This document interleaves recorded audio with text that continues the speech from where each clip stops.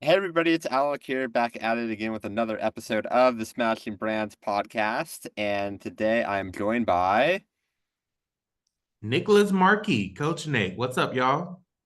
Nicholas Marque. Appreciate you being here, man. And I'm excited to have a great conversation with you. Thank you for having me. Do you know what the first question I always ask is? So I literally just watched the episode before I got on here. Uh, isn't it what do you like to do in the world or something like that? How do you spend your time on planet Earth? Okay, there we go. I was close. I You was, I were was there.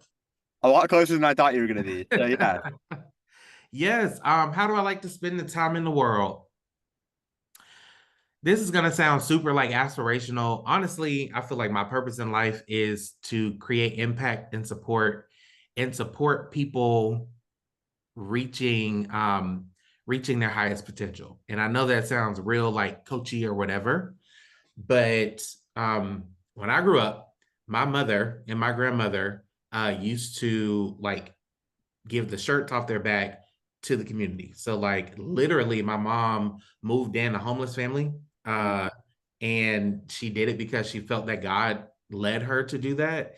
And so that's literally like been all that I know. And even in my adult life, I'm not moving homeless people in my house, but I do feel called to help and to be and to serve. So I like to make impact. And then for fun, I'm a big boy, like to eat. I like to go out and like to have fun and enjoy life and socialize and network. And I'm in a point of life now where I just want to build. I want to build and salvage, not salvage, build and maintain and nurture relationships that are important to me. Yeah, no, absolutely. Thanks for sharing. So talking about having that being around that serving energy since you were, a young kid. Let's bring it back to like high school because like nobody in high school is like, oh, I want to be a coach, a business coach, blah blah blah. That normally comes after. But like, what did you feel like you wanted to do when you were younger? I wanted to be a chef. So I wanted to be a chef and I wanted to be on TV. So I had saw Gordon Ramsay on like Kitchen Nightmares or something like that. Yeah. And I went to vocational school. So when I was in high school, instead of taking electives as credits, they sent me to a vocational school where I took culinary arts. And Hmm. then I even went to Johnson& Wales University, the number one culinary arts school. And I went on internship and started to feel what it was like to be in the kitchen. I was like, I don't want to do this for the rest of my life. So when I was in high school, I wanted to be a chef. Nice. But then you were like, okay, you got the experience. You're like, this is not for me. No, yeah. So let me tell you what it wasn't for me. Because when I was in high school, I actually started my own catering business. So Mm. my mom was a correctional officer. I would prepare meals and sell meals at her job until a hater was like, "Oh, you can't do that. He doesn't have a license." Whatever. So when I went to college and I went on internship, the first day that I went on internship, I saw the chef like take a plate because it was wrong and like smash it on the ground from this one chef. And the chef or the line cook literally ran out the kitchen crying. And I was like, oh, that couldn't have been me. Yeah. That could have been me. And I remember he like did something to my stuff and he got to cussing, I got to cussing, and I was like, I can't do this for the rest of my life. Plus, you don't get weekends or holidays or nights in any of that. So, Yeah. Yeah. And you said you like going out and stuff like that. So it makes that difficult, right? Doesn't it? well, so I like going out with friends or socializing. Yeah. Um, but I'm not like a huge nightlife person, but Yeah. yeah, I enjoy being able to be done when I say that I'm done, with work. And Yeah. because I run my own business, I get to create my own schedule. So I enjoy Yeah. it much better. Yeah. You assume you have all the freedom, but you have all of the responsibility at the same time. So how did you get into coaching?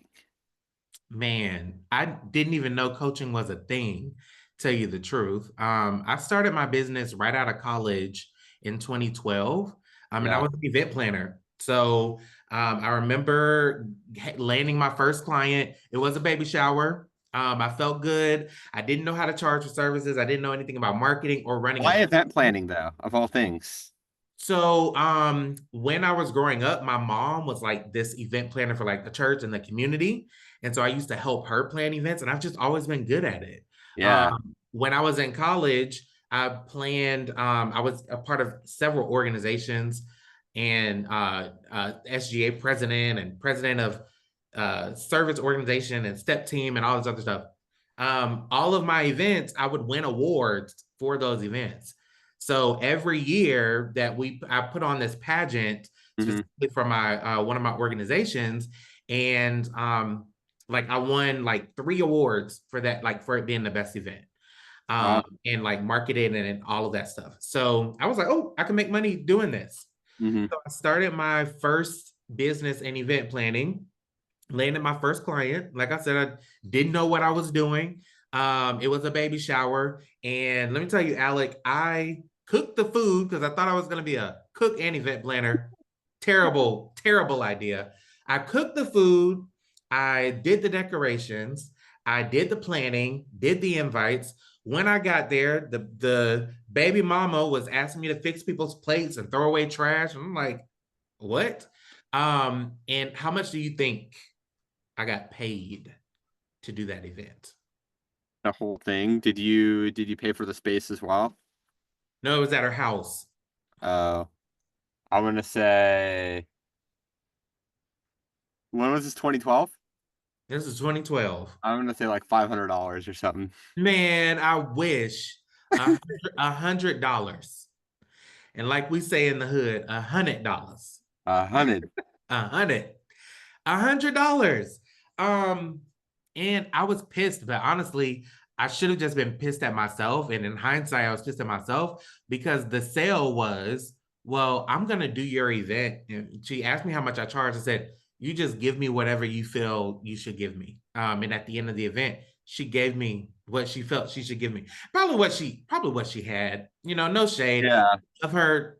If you know who you are, because she still follows me. But yeah, so I did that, and I was like, something had to change. Yeah. I felt like I got a call to move to Atlanta. So right now I'm in Atlanta. I Where got were you? Say it again. Where were you before? In Miami. Oh, okay. Yeah. So I went to Johnson& Wells in the Miami campus, stayed there for a couple of years, tried to get my feet off the ground. I was like, I need to go to Black Hollywood. So I moved to Atlanta. Yeah. Listen, I told you I keep it real. Yeah, So yeah. so Alec, I moved here and I thought I was gonna make it big because I'm like, this is where the celebrities are. Like, this is where the big time event planners are in my Mm. mind. And I got here and I got a job at Longhorn. And I was trying to build my business. It wasn't going anywhere. And I was underpaid, overworked. And it got to a point, eviction notices was on the door. The tow truck was pulling up outside. I was looking, hoping that they didn't tow my car. The story gets better, I promise. So I was like, something has to change. Like, Uh, this is not it. So fast forward, make a long story short, I worked with the coach, right? And I didn't even realize that she was a business coach. I just saw that she was landing corporate events clients. And I mhm. was like, how did you do that? Scraped up my money, paid the $2,000. I borrowed from like family and friends. And I went from where I was to working with some of the biggest Fortune 500 companies in the country, like BET, Coca-Cola, and Delta Airlines. And I was like, oh, this is it. So literally did that. I had a job at the time as an event manager for a hotel, got laid off because it was the pandemic. And mind you, I had just closed $1 million contract for them. So I'm like, y'all couldn't have found my salary in this $1 million contract. Nevertheless, they laid me off. All of my personal contracts canceled because no one Yeah. knew what in-person events was going to go for. I'm interested to know about your journey about in-person events and Mm-hmm. COVID too, but I guess we'll get to that later. Mm-hmm. So I asked God, like, what am I gonna do? All I know is event planning. And people had started asking me, they're like, hey, we saw you build your business. Can you help me build mine? Mm-hmm. So I would get on calls with people. I'm helping them put together like their website and teaching them about sales, taking the same marketing and sales tactics I learned from those big companies and teaching them. Mm-hmm. And, and then I asked, my godmom was my first client, and I got introduced to this world of coaching because I was looking like, how do I make turn this into a business? And my coach was like, hey, you need to go and get testimonials. Ask your clients, like, what were the results? My godmom had generated over $100,000 in 6 months from the idea that we launched together.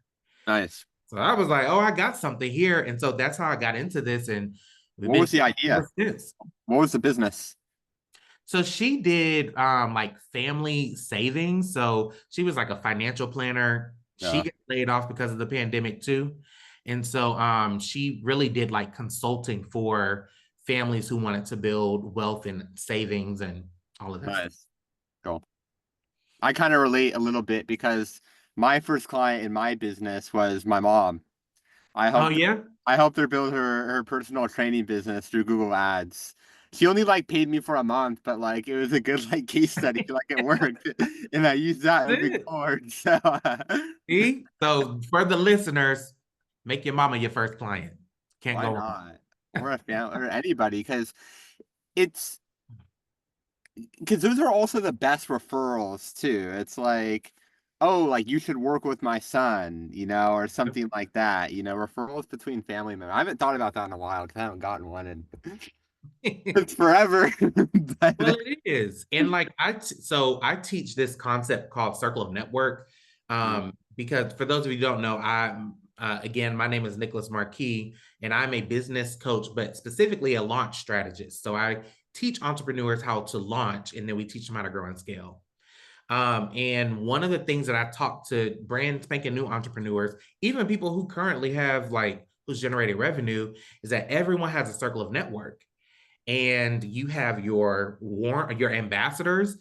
For me, it was family and friends who Yeah. already knew me and knew my work. And if they were not a customer of mine, they had customers in their circle of network that they could connect me to. And then Yeah. your warm audience, which for me was my social media and like my groups that I was a part of. And that's Hmm. how I made like my first 10K Hmm. when I moved to Atlanta in my events business. And it's also how I built this business starting out. So yeah, it's the people you know. Yeah, and like what you talk about, like the people that I kind of think of that as like the U army. I've heard that term somewhere, but it's basically like the army of people that want to just support you, like the people that are out there selling Yeah. for you. Like that's the most powerful. If you can get, some people that always have you top of mind, even if it's like 5 or 10 people, Yeah. that could be substantial. So no, I'm with you on that. Okay, so after you helped your godmom, with her business, how did that evolve into, being a launch strategist? So this all took place within the last 5 years, right? Yeah, yeah. 2020 is when like I officially, I say we, when I say we, I meant me. Um when I Life of a officially solopreneur. it was me. It was me. And me and a VA that I paid for 10 hours, but that wasn't even later until later down the line. But so I worked with my godmom. The reason I became a launch strategist is because everybody that came to me was starting a business. Yeah. Here's the thing about the pandemic. I feel like it woke a lot of people up. Um, and it showed us that job security really isn't a thing, because at the end of the day, if the job is going to choose between you and their bottom line, they're going to choose their bottom line, right? Like I said, I brought in $1 million right before the pandemic, executed the event, and my general manager was like, we laying everybody off. Everybody except for one person, except for the director of events, right? Yeah. So everybody came to me to start their business. And in my event business, when I would get small business clients, it was usually to plan their launch event. Mm. And so now that's become a part of my framework, is that a success, when you want to launch a business successfully, or a product or service, or even just generate even more revenue in your business, you need to create a launch event. So now I've taken that expertise and put it over here in business coaching. Okay, awesome. So that's great because we'll talk about my business more later. But whenever I help somebody build out their local community, like the first event is always called the launch party. Yeah, okay, there we see. 100%. It's Great always the mind. launch party. Yeah, yeah. So after uh so how who do you find yourself most commonly working with? Like, is it all different kinds of business owners? Do you find that, hey, a lot of them fall under this specific niche or demographic? Hmm. So it's product and service based businesses, and more specifically, Everyone, I right? say service when Pretty I say it much. again. Product and services is kind of like everything, right? Yeah, yeah.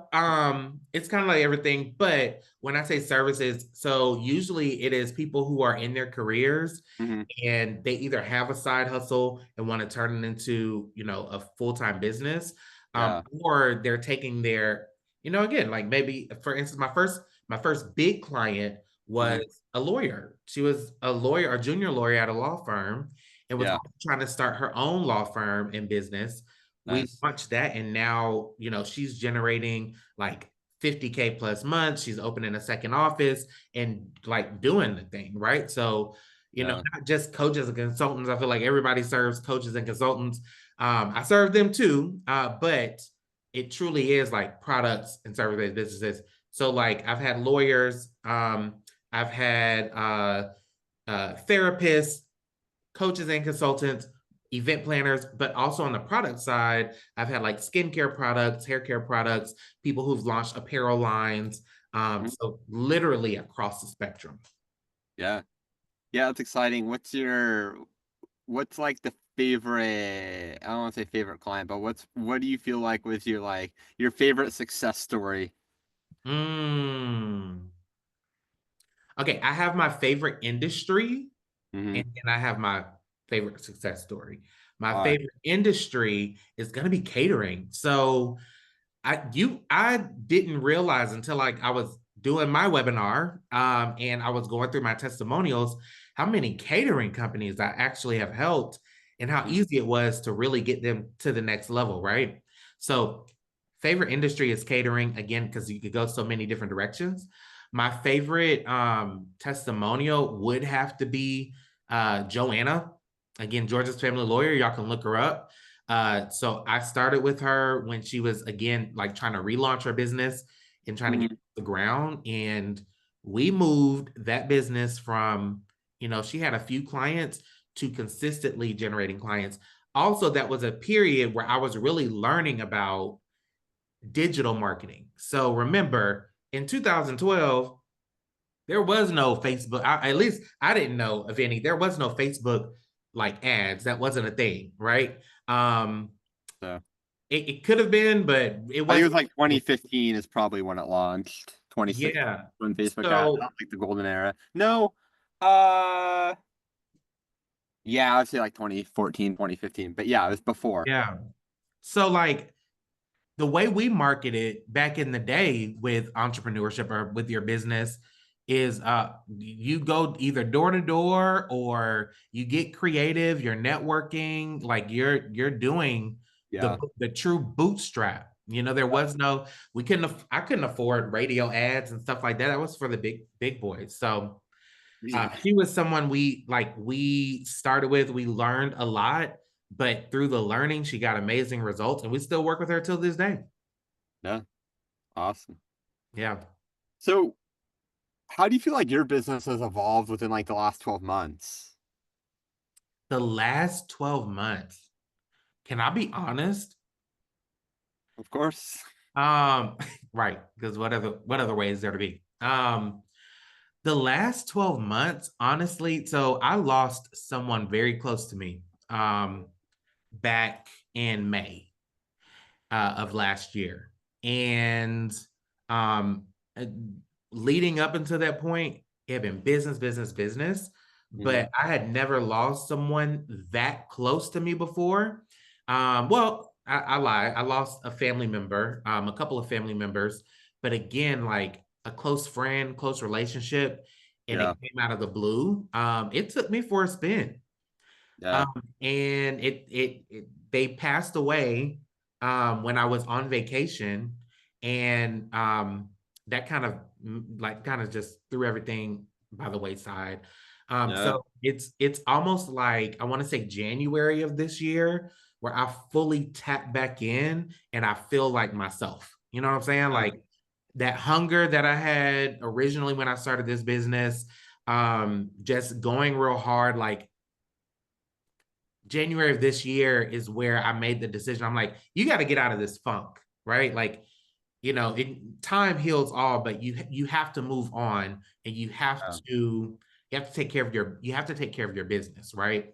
So last 12 months, I want to say what I've learned is that, that bounce back is real and the burnout is real and life happens. Like I know people, these gurus get on here and they say, just keep going hard, but life happens. Life happens. Yeah. What do you feel like was your greatest takeaway from losing that friend? Like, what did you learn through that experience? Did you get a new perspective that's helped Yeah. you today? Remember, at the beginning of this call, you asked your famous question, and I said, a part of that is truly nurturing the relationships that mean the most important to me. Yeah. um, it showed me that that was important. Since 2020, I have been head down Hmm. and in my business, right? And I mean, like working from morning to night, and it does like I enjoy what I do. So for me, that's not a problem. Um, when my friend passed away, I didn't realize, go back through the text messages, but hey, you want to go out? The last thing that he asked me to do was to go to this oyster bar. Let's go get some oysters. We both like oysters, and beer and all of that stuff. Let's go get Yeah. some oysters. And I said, hey, I can't. I'm getting ready, for a launch event, right? It Hmm. was my mastermind event. I'm getting ready for my mastermind event. And I scrolled up and I see how many times, like, hey, let's go hang out. And I see how many times I declined it. And now, that homeboy is gone. I'm like, I wish I would have just taken a moment to really nurture that relationship and be present, you know? Yeah. Yeah. 100%. I feel like that's a lot of people's. There's that saying that life is meant to be lived moving forward, but it only makes sense Yeah. in reverse. Mm-hmm. Mm-hmm. I hear Hindsight that. is 2020. Yeah, I hear that a lot from people that they just wish they would have spent more time with certain people in their life. So you talk about nurturing the relationships that matter to you most. What are those relationships that matter to you most right now? You said, what are they? Yeah, like who are they? Like who are the people in your life? Okay. So I have my dream, my live five is what I call them. So Hmm. that's my five closest friends. Yeah, Um, and those relationships I enjoy because they love that I've grown my business and I'm this entrepreneur. Quite a few of them are entrepreneurs. I actually helped them launch their business too, yeah. but they also know how to pull me out of it. All right, Nick, shut the hell up talking about your business. Let's talk about something different, or let's go out and let's do this. And so I really appreciate those relationships. I would say also my family, obviously, my mom, my grandmother, my little brother, my little sister. Um, and then I would say my clients. I have a real close-knit relationship with my clients. And sometimes I think, especially early on in my entrepreneurship career, I think that got me in trouble because it's like you take things personally when you're really friends with when you're friends with these people. Yeah. But now I still have a close knit relationship with them, but I understand my role as a coach, right? I understand my role as a service provider. Uh-huh. You know? So what was the difference then? Like, I understand my role as a service provider. Like, what happened in the past that like made things more difficult, just so people can learn from that? Like, is it certain boundaries or? There was no boundaries, Alec.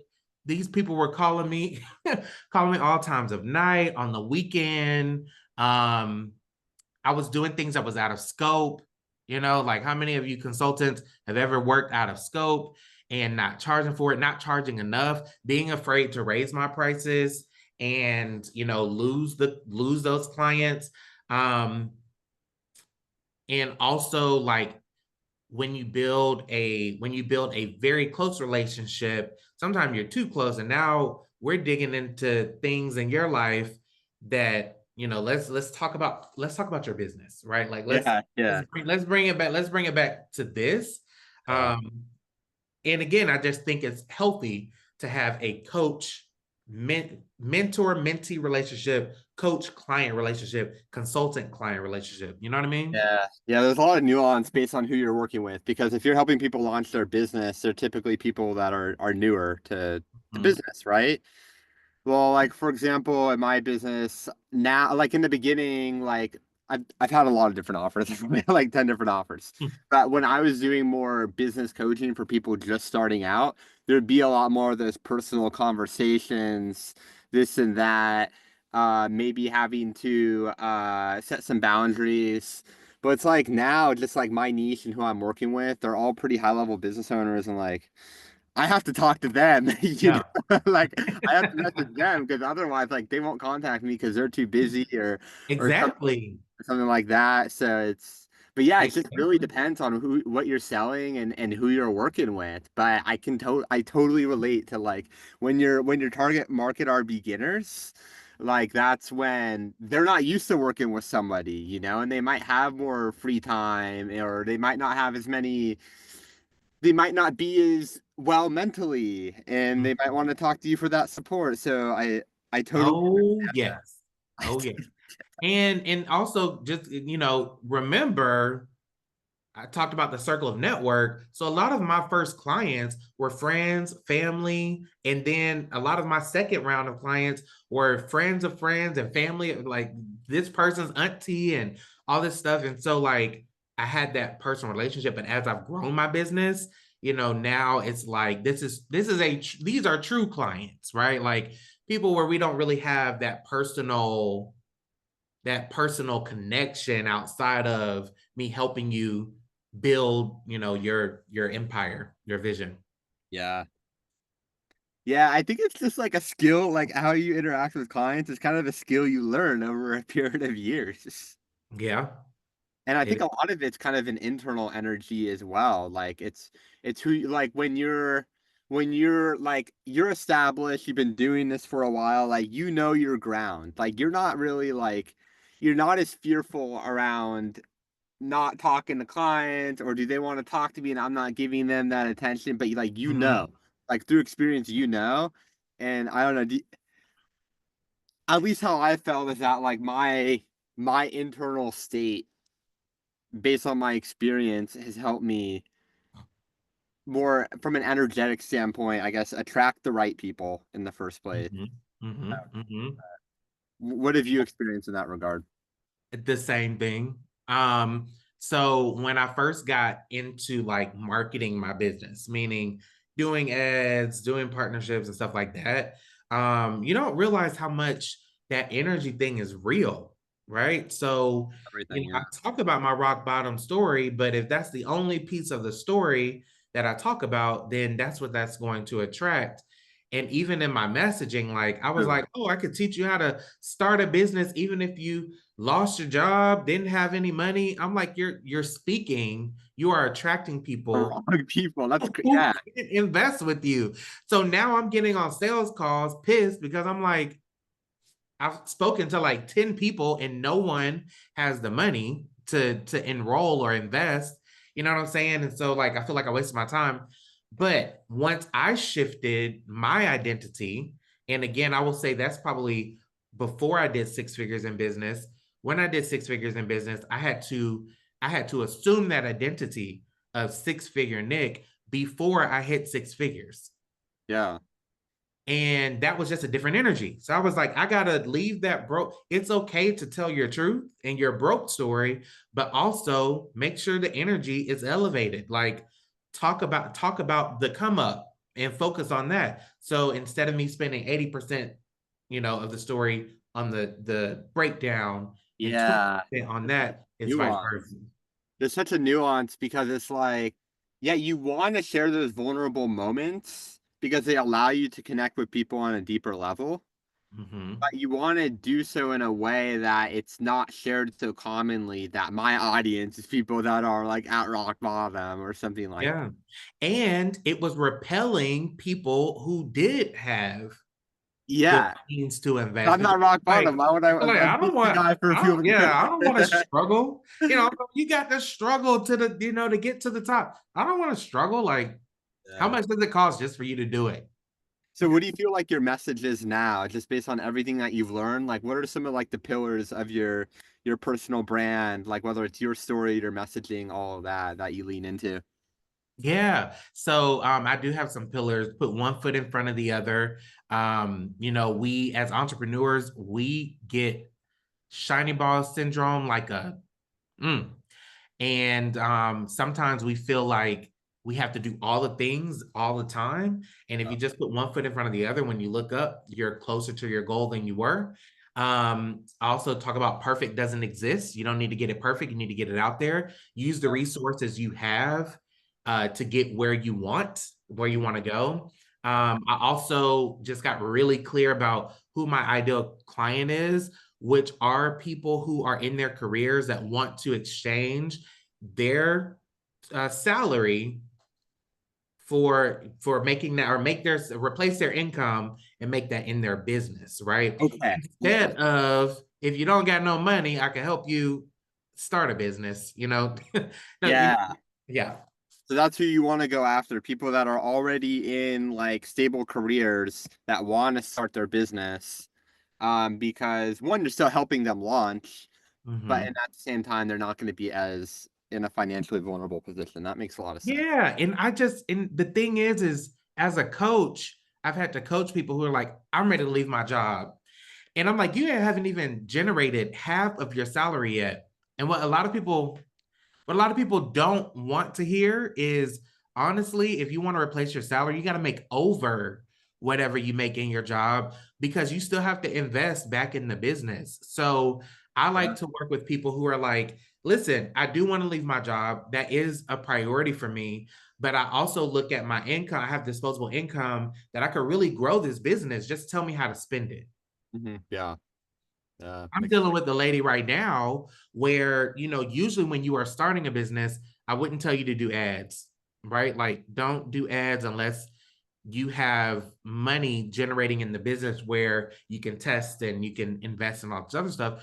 But she's like, listen, I have $50,000 saved up to start this business. Tell me where to put it. And she was Yeah. able to accelerate her business growth because she was able to invest in her business. And she's like, I want to leave this job, but how can we? And we've at this point hit her revenue goal to replace her income, but she's like, all right, I need to make more so that I can save up and invest back in the business and all of that stuff.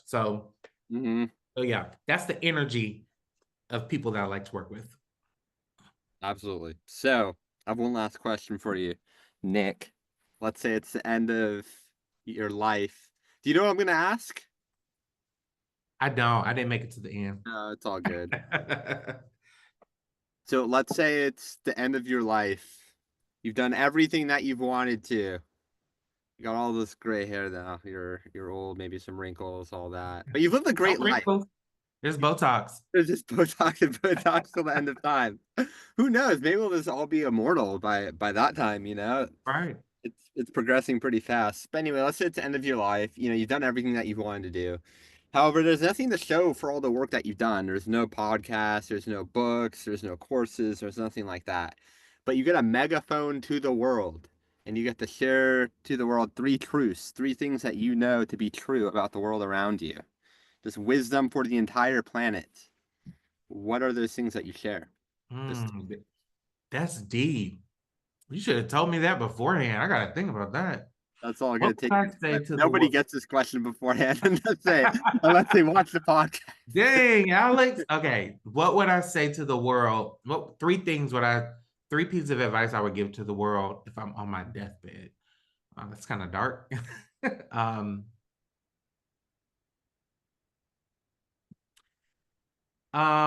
that relationships are the most important thing in life. Um,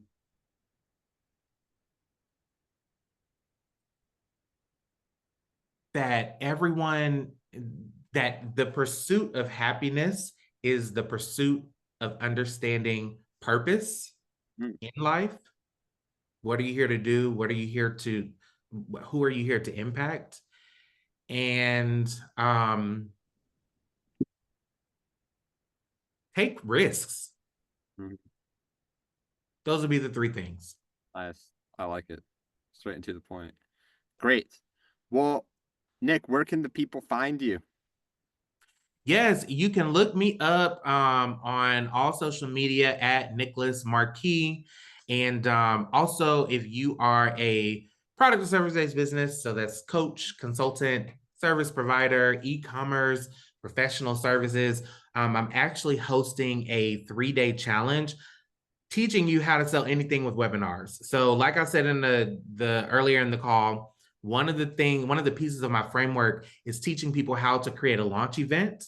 And whether you know it or not, you have already been at launch events, whether it's a free breakfast for a timeshare or you're watching QVC, you've already attended some sort of sales event or launch event.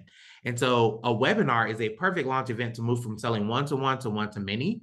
And so during the 3-day challenge, we're teaching you how to create a product or service offer that people will pay a premium for, how to actually create content in your webinar that converts. So the how, the what, the where, and when to say it. And then the systems you need to automate the whole process to help you make money in your business without going door to door or cold DMing. So the link is in the show notes and in the description. You can join the challenge. Tickets are free for a limited time. So hope to see y'all there. Awesome. Well, Nick, thanks so much for being on the show. Thanks for having me, Alec.